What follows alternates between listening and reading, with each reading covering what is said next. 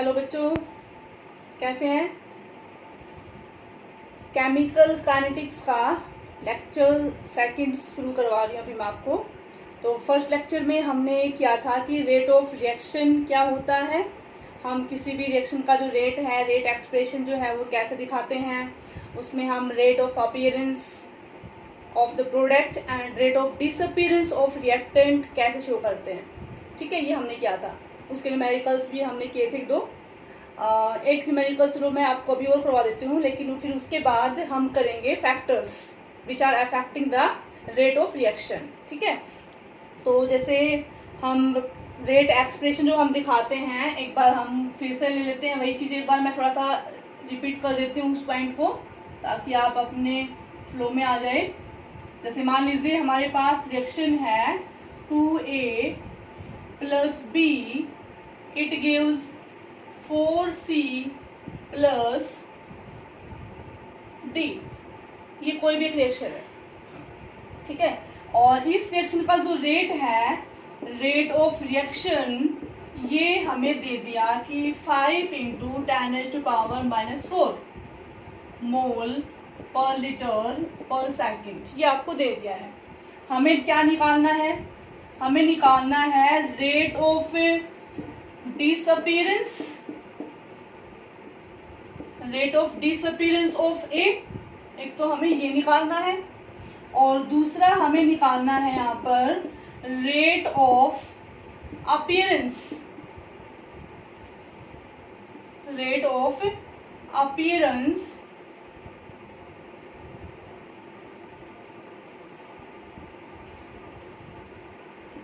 Rate of appearance of C, ये निकालना। ठीक है, तो क्या करेंगे इसके लिए, सबसे पहले आपको रेट एक्सप्रेशन देना है। तो रेट एक्सप्रेशन हमारे पास क्या हुआ, ठीक है, क्वेश्चन ध्यान देगा। अब हमें rate of disappearance of A and appearance of C, ये दो चीजें निकालनी है। तो उसके लिए आप क्या करेंगे, सबसे पहले आप अपना रेट एक्सप्रेशन देंगे, ROR रेट ऑफ रिएक्शन दिखाएंगे।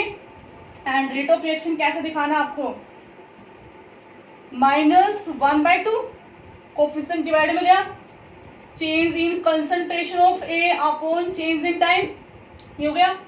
ठीक है, अब इसके बाद बी के अकॉर्डिंग दिखाएंगे आप, तो ये क्या हो जाएगा हमारे पास, minus change in concentration of B upon change in time.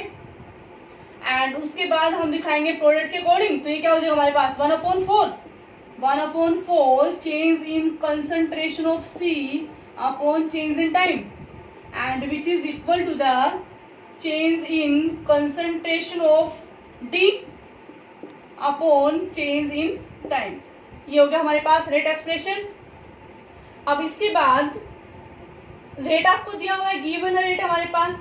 अब हमें निकालना है rate of disappearance of A.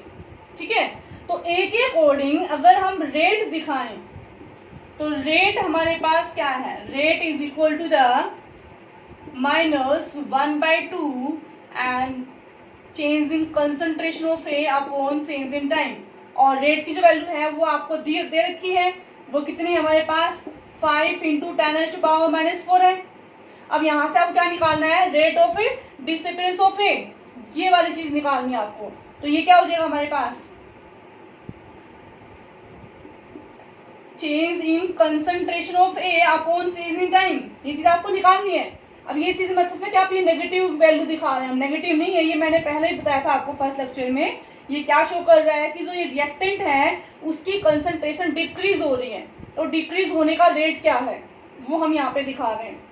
Then it is equal to the, ये 2 कहाँ से आएगा, इधर मल्टीप्लाई में भेज देंगे, तो 5 × 10⁻⁻⁴ × 2, it is equal to the 10 × 10⁻⁻⁴ mole per litre पर सेकेंड। ये हो गया। ऐसे हम दिखा रहे हैं कि जो रेट है रिएक्शन का, it is also equal to the this, जो सी है उसके कोड जो चेंज आया है उसके बराबर भी रेट होता है। अब हमें रेट ऑफ अपीयरेंस ऑफ सी निकालना है ना, मीन्स आपको ये वाली चीज निकालनी है।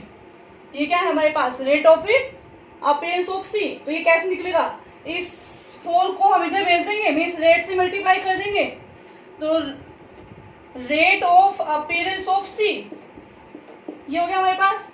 ये क्या हो जाएगा, it is equal to the 4 into rate, और रेट कितना है हमारे पास 4 इंटू क्या हो गया रेट, और रेट की वैल्यू क्या है हमारे पास वही 5 इंटू 10⁻⁻⁴, तो ये हमारे पास कितना हो जाएगा 20 इंटू 10⁻⁻⁴ मोल पर लीटर पर सेकेंड। ठीक है, क्लियर हो गया। तो आपको सभी इसी तरह से क्वेश्चन करने होते हैं रेट के ऊपर, जो सिंपल से क्वेश्चन आते हैं। रेट दे दिया, अपीयरेंस पूछ लिया, डिसअपीयरेंस पूछ लिया, या कंसंट्रेशन में चेंज दिखा दिया कि पहले कंसंट्रेशन इतनी है बाद में इतनी हो जाती है इतने टाइम के साथ में, तो फिर रेट क्या होगा, सिंपल सा है, चेंज निकाल देंगे आप फाइनल माइनस इनिशियल करके और फिर रेट आ जाएगा वो।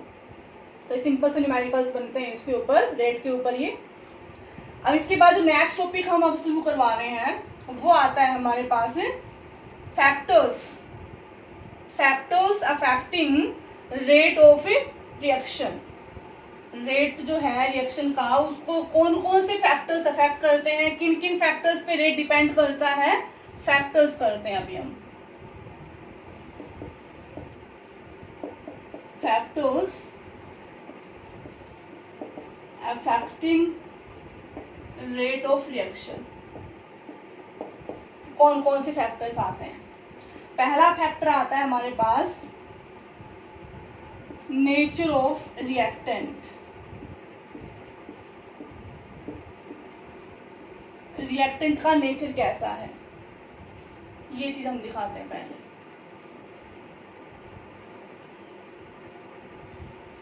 अब नेचर ऑफ रिएक्टेंट में भी आपको क्या दिखाना है, इसमें हमें दिखाना है कि जैसे एक तो हम दिखाएंगे कि जो रिएक्टेंट है ना उसकी फिजिकल स्टेट क्या है, फिजिकल स्टेट ऑफ रिएक्टेंट।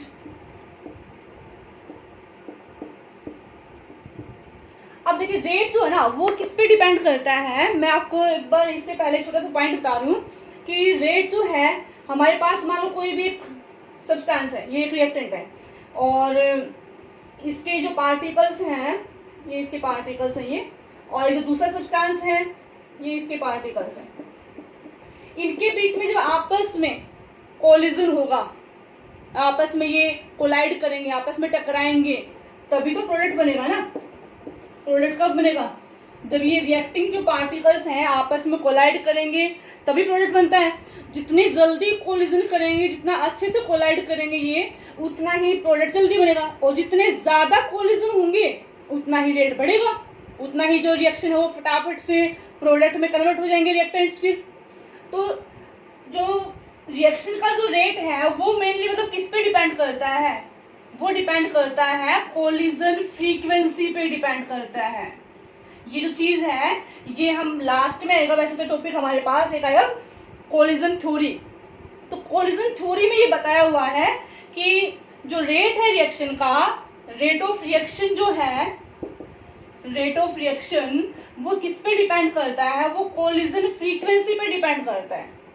अब ये कोलिजन फ्रीक्वेंसी क्या होती है, कोलिजन फ्रीक्वेंसी क्या होती है भाई, कोलिजन फ्रीक्वेंसी क्या है कि मान लीजिए हमारे पास कोई भी सब्सटेंस है ये, ठीक है, और ये हमारे पास 1 लीटर सब्सटेंस है ये, और इसमें बहुत सारे पार्टिकल्स हैं। जैसे इस 1 लीटर में ये जो पार्टिकल्स प्रेजेंट है, जो नंबर ऑफ मॉलिक्यूल्स जो प्रेजेंट हैं, ये क्या शो कर रहा है यहाँ पर, कंसंट्रेशन, मतलब ये इसकी कंसंट्रेशन है इसकी रिएक्टेंट की, ठीक है। अब इसमें पर सेकंड के अंदर, इन पर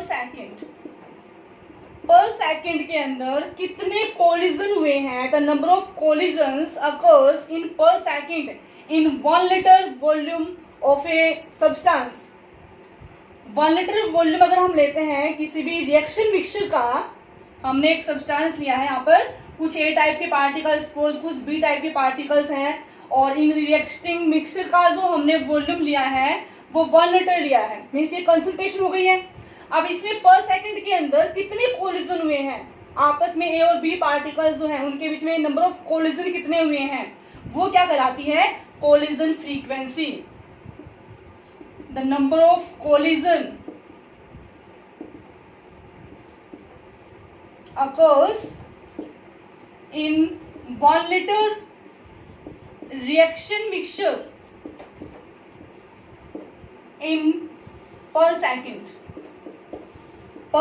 में नंबर ऑफ कोलिजन कितने हुए हैं 1 लीटर रिएक्शन मिक्सचर के अंदर, वो क्या कहलाती है कोलिजन फ्रीक्वेंसी। जितना ज्यादा कोलिजन करेंगे, जितना ज्यादा टकराएंगे पार्टिकल्स आपस में, उतना ही जल्दी प्रोडक्ट बनेगा, उतना ही रेट जो है रिएक्शन का वो बढ़ेगा। ठीक है, तो सबसे पहले हमारे पास जो आता है, जैसे हमने पॉइंट लिया कि नेचर ऑफ रिएक्टेंट। अब रिएक्टेंट के नेचर में भी क्या क्या चीज दिखा देंगे आप, एक दिखा देंगे आप फिजिकल स्टेट। अब फिजिकल स्टेट में आप देखेंगे कि एक कोई रिएक्टिंग पार्टिकल्स हमारे पास सॉलिड फेज में मान लीजिए, एक लिक्विड फेज में है, और एक ऐसा है जो हमारे पास गैस फेज में है। तो आपको पता है कि जो गैस पार्टिकल्स होते हैं उनके अंदर रैंडमनेस ज़्यादा होती है, और जितनी ज़्यादा रैंडमनेस होगी उतना ही वो फटाफट से आपस में कोलिजन ज़्यादा करेंगे। वो उधर उससे टकरा रहा है, वो उससे टकराएगा, आपस में टकराएंगे वो।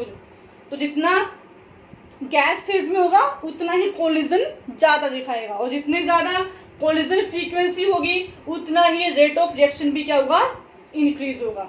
तो जो गैस फेज में होंगे, रिएक्शन मिक्सचर अगर गैस फेज में है तो उसकी जो स्पीड है वो ज़्यादा होगी as compare to liquid and as compare to solid. ठीक है, एक तो ये हम दिखाते हैं इसमें ये फिजिकल स्टेट के बेस पे। अब इसमें दूसरा पॉइंट आता है फिर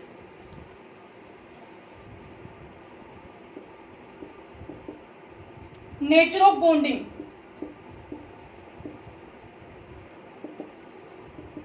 ये हम फर्स्ट जो पॉइंट चल रहा है हमारा नेचर ऑफ रिएक्टेंट, उसी में ये चीज है, उसी के अंदर हम बता रहे हैं कि रिएक्टेंट के अंदर एक तो उसकी फिजिकल स्टेट को देख करके, एक रिएक्टेंट जो पार्टिकल्स उनके बीच में बॉन्डिंग कैसी है। भाई अगर ये ए पार्टिकल, एक ए सब्सटेंस है ये, और एक ये बी सब्सटेंस है मान लीजिए, और इन दोनों को मिला करके हम प्रोडक्ट बना रहे हैं ए बी, तो ए और बी आपस में कंबाइंड तब होंगे ना जब ये ए के बीच का बॉन्ड टूटेगा, और बी के बीच में जो बॉन्ड है ये ब्रेक डाउन होगा।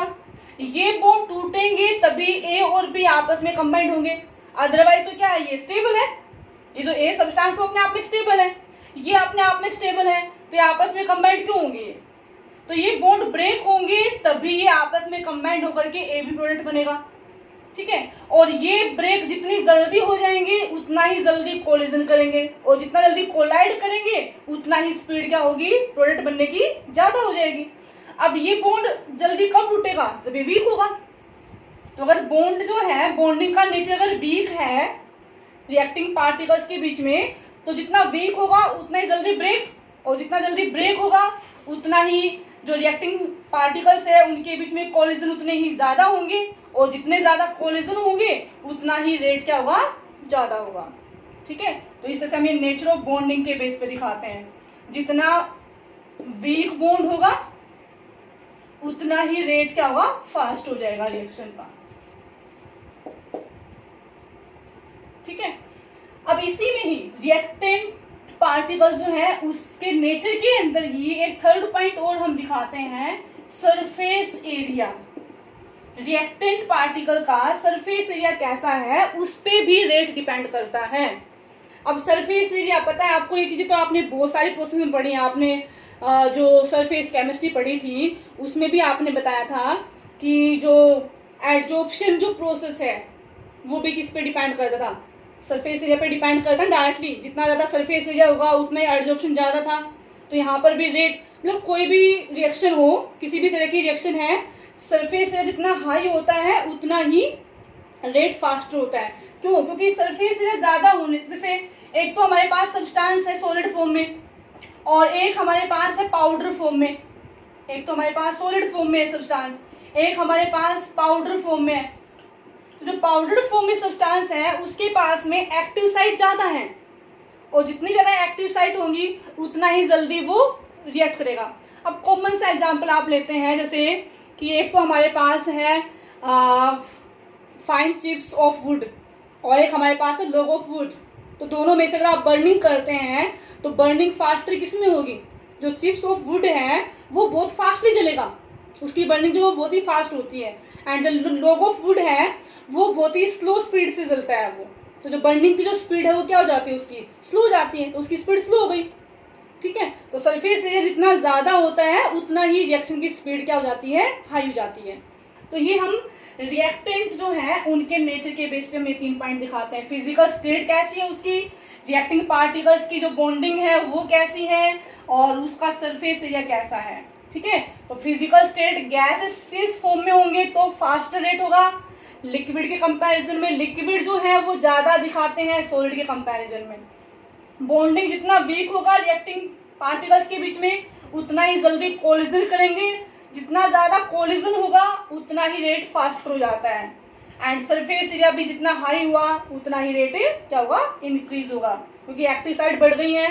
एक्टिव साइड बढ़ने से वो फटाफट से कोलिजन करेंगे और कोलिजन जितना हाई होगा, कोलिजन फ्रीक्वेंसी जितनी ज़्यादा होगी उतना ही रेट फास्ट हो जाता है। तो एक तो ये पहला पॉइंट हो गया हमारे पास नेचर ऑफ ए रिएक्टेंट। अब इसके बाद सेकंड फैक्टर आता है जिस पे रेट डिपेंड करेगा।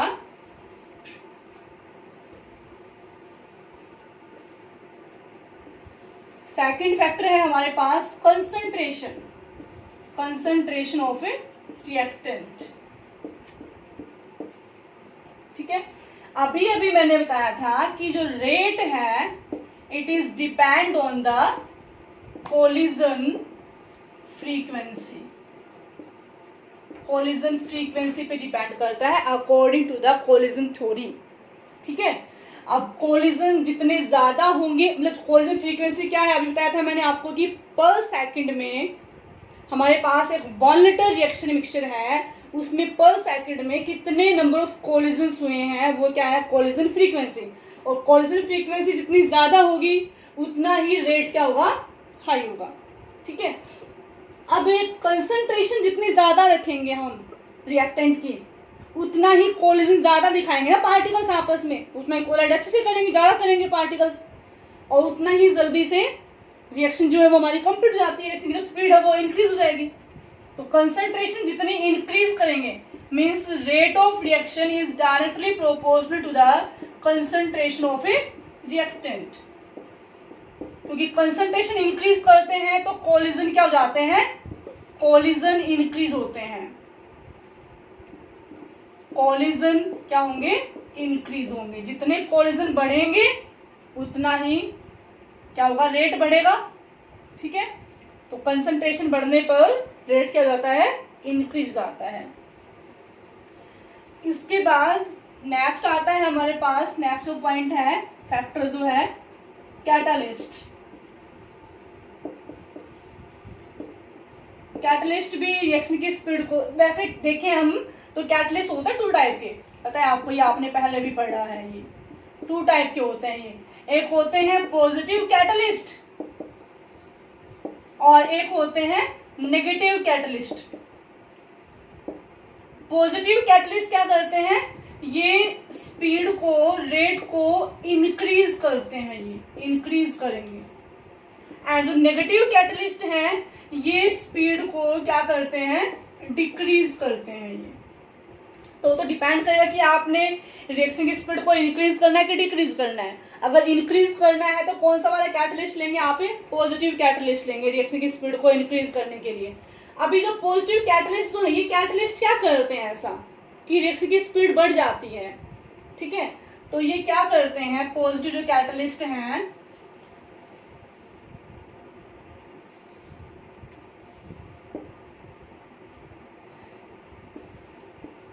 रिएक्शन, यहाँ पर हमारी ये प्रोसीड हो रही है, ये मैंने यहाँ पे दिखाया है एनर्जी, ये हमारे पास यहाँ पर है थ्रेशोल्ड एनर्जी।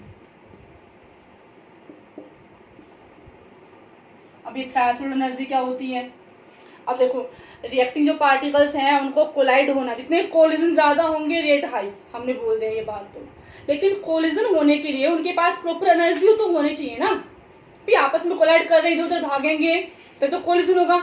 अब उनको मूवमेंट करने के लिए क्या एनर्जी होनी चाहिए, तो जो मिनिमम एनर्जी की जो रिक्वायरमेंट होती है रिएक्टिंग पार्टिकल्स को, जिसकी वजह से वो एक प्रोडक्ट में कन्वर्ट हो सकते हैं, उसको हम क्या बोलते हैं, थ्रेशोल्ड एनर्जी बोलते हैं। The minimum amount of energy which is required for the reacting particles for collision, उसको हम क्या बोलते हैं, थ्रेशोल्ड एनर्जी बोलते हैं। उतनी एनर्जी नहीं होगी पार्टिकल से तो वो कोलाइड नहीं करेंगे और प्रोडक्ट में कन्वर्ट नहीं हो पाएंगे, फिर वो अगर टकराएंगे नहीं तो प्रोडक्ट कैसे बनेगा। ठीक है, तो ये मिनिमम अमाउंट ऑफ एनर्जी है ये।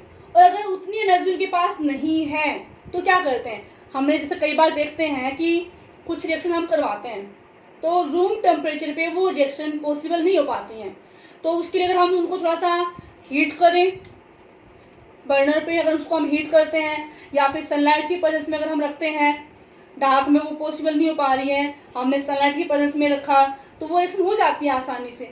इसका मतलब क्या है कि उन रिएक्टिंग पार्टिकल्स के पास में प्रॉपर एनर्जी नहीं थी, जो मिनिमम एनर्जी की रिक्वायरमेंट है कोलाइड करने के लिए वो एनर्जी उनके पास नहीं थी। तो जैसे हमने उनको हीट किया तो उनको कुछ एक्स्ट्रा अमाउंट ऑफ एनर्जी मिल जाती है, और वो एक्स्ट्रा अमाउंट ऑफ एनर्जी क्या कहलाती है, एक्टिवेशन एनर्जी, जो उसकी रिक्वायरमेंट को पूरा करती है।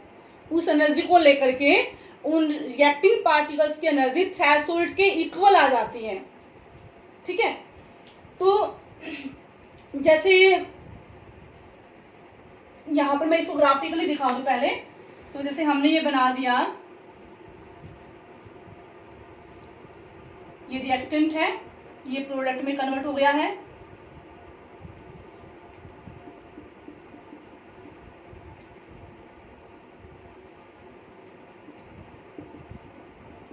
अब ये जो एनर्जी है ये क्या है, इसकी एक्टिवेशन एनर्जी है रिएक्टिंग पार्टिकल्स की। रिएक्टिंग पार्टिकल्स के पास सिर्फ इतनी एनर्जी थी, सिर्फ इतनी एनर्जी थी उनके पास में। ठीक है, इतनी एनर्जी है बस, और अगर इतनी एनर्जी है तो फिर वो कोलाइड नहीं कर पाएंगे, क्योंकि रिएक्ट होने के लिए उनको थ्रेशोल्ड एनर्जी की जरूरत पड़ेगी। अब थ्रेशोल्ड एनर्जी तो यहाँ पर आके आएगी। अब हमने क्या किया, इतनी एनर्जी, एक्स्ट्रा एनर्जी उसको प्रोवाइड करेंगे हम, जिसको हम क्या बोल रहे हैं, एक्टिवेशन एनर्जी बोलते हैं। अब इतनी एनर्जी देंगे तब जाकर के जो रिएक्टिंग पार्टिकल्स हैं वो आपस में कोलाइड होंगे। यहाँ पर एक कॉम्प्लेक्स बनता है पहले, और उसके बाद फिर वो कॉम्प्लेक्स अपने आप में चेंज करके और ये प्रोडक्ट के अंदर कन्वर्ट हो जाता है। तो ये है ऐसे, इस टाइप से। अगर हम कैटलिस्ट यूज नहीं करते हैं तो ये हमारे पास एक्टिवेशन एनर्जी की जो रिक्वायरमेंट है कब है, विदाउट कैटलिस्ट। कैटलिस्ट का जब हम यूज नहीं करते हैं तो इतनी रिक्वायरमेंट होती है, लेकिन जैसे हम कैटलिस्ट का यूज करते हैं तो जो एक्टिवेशन एनर्जी है उसकी जो रिक्वायरमेंट है वो कम हो जाती है। अब ये एक्टिवेशन जो एनर्जी है ये पहले से कम है ना, तो अगर रिक्वायरमेंट कम है तो जल्दी पूरा हो जाएगी, फटाफट से रिएक्शन चलना शुरू हो जाएगी। तो जो एक्टिवेशन एनर्जी है ये वाली, ये है विद कैटलिस्ट, कैटलिस्ट की प्रेजेंस में, कैटलिस्ट की प्रेजेंस में ये बन जाती है एक्टिवेशन एनर्जी, जिसको हम डैश से दिखा देती हूँ मैं। और विदाउट कैटलिस्ट जो है एक्टिवेशन एनर्जी ये है। तो एक्टिवेशन एनर्जी को ये डिक्रीज कर देते हैं, क्योंकि तो कैटलिस्ट है ना, देखो आपने मैंने पहले आपको बताया होगा पिछली वाली यूनिट्स में कि जो कैटलिस्ट है ना, मोस्टली जो ट्रांजिशन एलिमेंट्स होते हैं वो कैटलिस्ट का काम करते हैं, और जो ट्रांजिशन एलिमेंट्स होते हैं उनके पास होते हैं अनपेयर्ड इलेक्ट्रॉन। ठीक है, और ये जो अनपेयर्ड इलेक्ट्रॉन है ये सराउंडिंग से, विजिबल लाइट से एनर्जी को ऑब्जॉर्ब कर लेते हैं, और एनर्जी को ऑब्जॉर्ब करके और ये हायर लेवल में जंप कर जाते हैं। ये लोअर लेवल से हायर लेवल में इलेक्ट्रॉन जंप करेगा, एनर्जी को लेकर तो जंप करना ही उसको, लेकिन हायर लेवल क्या होता है, अनस्टेबल होता है, तो वापस कहाँ आता है, वो अपनी ग्राउंड स्टेट में आएगा। और जब वो ग्राउंड स्टेट में आता है तो वो एनर्जी को इमिट करता है, और ये जो एनर्जी है इस एनर्जी को फिर रिएक्टिंग पार्टिकल्स अपनी एक्टिवेशन एनर्जी की फॉर्म में यूज कर लेते हैं। ठीक है, तो जो कैटलिस्ट है वो क्या किया, उन्होंने एक्टिवेशन एनर्जी को फिर क्या कर दिया, डिक्रीज कर दिया बाय चेंजिंग द पाथ। ये रिएक्शन का पाथ ही बदल देते हैं, जहां से ज्यादा एनर्जी की जरूरत पड़ती है वो वाला रास्ता चूज ही नहीं करते, ये दूसरा वाला जो रास्ता है वो चूज करते हैं जहां से एनर्जी की रिक्वायरमेंट कम हो। तो ये चेंज कर देते हैं पाथ को, और एक्टिवेशन एनर्जी की जो रिक्वायरमेंट है उसको कम कर देते हैं। रिक्वायरमेंट कम होगी, रिएक्टिंग पार्टिकल्स फटाफट से कोलाइड करेंगे, बहुत जल्दी कोलाइड करेंगे वो, और जितना जल्दी कोलिजन होगा उतना ही जल्दी क्या बनेगा, फिर प्रोडक्ट बन जाते हैं। तो इस तरह से कैटलिस्ट जो हैं वो रिएक्शन की स्पीड को क्या करते हैं, इंक्रीज करते हैं। कौन से वाले कैटलिस्ट, पॉजिटिव कैटलिस्ट, लेकिन ध्यान रहिए इस बात का, नेगेटिव वाले डिक्रीज करेंगे, पॉजिटिव लेना होगा अगर रिएक्शन की स्पीड को इंक्रीज करना है तो ये कैटलिस्ट का इफेक्ट होता है रेट ऑफ रिएक्शन पे। ठीक है, यहां तक क्लियर हो गया। ठीक है, चलो आगे चलते हैं अभी नेक्स्ट फैक्टर पे। तो कैटलिस्ट के बाद फिर नेक्स्ट फैक्टर आता है हमारे पास temperature. Rate of reaction is directly proportional to the temperature. Temperature जितना इंक्रीज करेंगे उतना ही रेट भी क्या होगा, बढ़ेगा। अब सीधी सी बात है, ये वही बात आ गई ना हमारे पास, वही कोलिजन फ्रीक्वेंसी वाली बात आ जाती है। जितना ज्यादा कोलिजन, ये बात आप दिमाग में रखना पॉइंट अच्छे से, जितना ज्यादा कोलिजन होगा उतना ही ज्यादा क्या होगा, रेट होगा, उतना ही स्पीड बढ़ेगी रिएक्शन की। अभी टेम्परेचर हम इंक्रीज कर रहे हैं, अब टेम्परेचर इंक्रीज करेंगे पार्टिकल्स क्या होंगे, आपस में अच्छे से कोलाइड हो जाएंगे, एनर्जी ज्यादा हो जाएगी, उनकी काइनेटिक एनर्जी बढ़ेगी, मूवमेंट ज्यादा दिखाएंगे। जितना ज्यादा मूवमेंट होगा उतने अच्छे से कोलिजन करेंगे, कोलाइड करेंगे, और उतना ही रेट क्या हो जाएगा, बढ़ेगा। और एक ही चीज यहाँ पर हमने नोट की हुई है, ये हम वैसे लास्ट में दिखाएंगे, अर्हेनियस इक्वेशन आएगी हमारे पास ही लास्ट में, अर्हेनियस थ्योरी, उसके बेस पे हम दिखाते हैं कि every 10 degree rise in temperature, rate of reaction becomes double। Her 10 degree temperature बढ़ाने पर रिएक्शन की जो स्पीड है वो 2 गुना हो जाती है। ये ऐसा नोट किया हुआ है, ये ऐसा एक ऑब्जर्व की हुई है चीज, और इस चीज को हम ऑब्जर्व करते हैं। टेम्परेचर कोफिशिएंट होता है हमारे पास, ये टेम्परेचर कोफिशिएंट नीटा, temperature coefficient is equal to, ये हमारे पास होता है rate constant at temperature T upon rate constant at temperature T, और T में क्या कर देंगे, 10 डिग्री और बढ़ा देंगे, प्लस 10 डिग्री। तो जो नीटा है, जो टेम्परेचर कोफिशिएंट है, ये क्या है हमारे पास, टेम्परेचर कोफिशिएंट, ये जो टेम्परेचर कोफिशिएंट है इसकी वैल्यू हमारे पास अप्रोक्सीमेटली क्या आती है, 2 आती है। तो इसी वजह से हम क्या बोलते हैं कि every 10 degree rise in temperature rate of reaction becomes double, क्योंकि काइनेटिक एनर्जी बढ़ जाती है टेम्परेचर बढ़ने से, कोलिजन बढ़ता है, इसलिए रेट भी क्या हो जाता है, इंक्रीज। तो टेम्परेचर जो है उसका रेट ऑफ रिएक्शन पे डायरेक्ट इफेक्ट पड़ता है। जितना टेम्परेचर बढ़ाएंगे, इंक्रीज करेंगे, उतना ही rate of reaction is also increase. ठीक है, यहाँ तक क्लियर हो गया ये वाला फैक्टर भी। ठीक है, इसके बाद नेक्स्ट एंड लास्ट जो फैक्टर आता है हमारे पास, सनलाइट।